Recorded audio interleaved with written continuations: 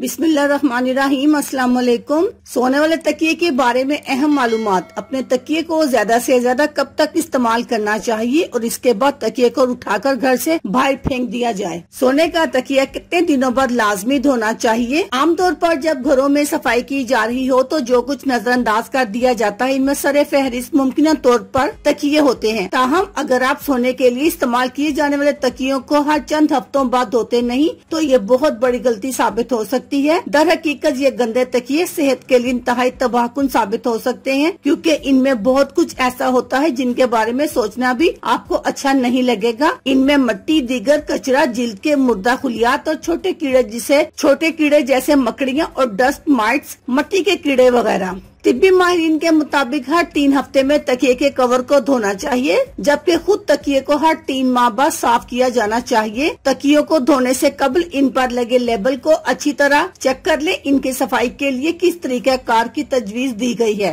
एक तहकीक के मुताबिक ये तो सब जानते हैं कि रोजाना लाखों जिल्द के मुर्दा खुलियात जिस्म से गिरकर बिस्तर का हिस्सा बनते हैं। तहकीक में बताया गया है कि अगर तकिया 2 साल पुराना है तो इसका 10% हिस्सा दर हकीकत मट्टी के कीड़े और जिल्द के मुर्दा खुलियात पर मुश्तमिल होता है और यही डस्ट माइट्स एलर्जी का खतरा बहुत ज्यादा बढ़ा देते हैं। तहकीक में बताया गया है कि अगरचे ये माइट्स बजाते खुद अमराज का बाइस नहीं, मगर ये ऐसे अज्जा के लिए जरिया जरूर बन जाते हैं जो एलर्जी का खतरा बढ़ाते हैं। मुहक्किकीन का कहना था कि अगर किसी को दमा है तो उनके लिए ये तकिए सेहत को बदतरीन बना देते हैं और हर वक्त नाक बहने लगती है, आंखों में खारिश या पानी और खांसी जैसी तकलीफ सामने आ जाती है। उनका कहना था कि लोगों को चाहिए कि अपने तकिए को ज्यादा से ज्यादा 2 साल तक इस्तेमाल करें और फिर इन्हें तब्दील कर दिया जाए। अल्लाह हाफिज, शुक्रिया।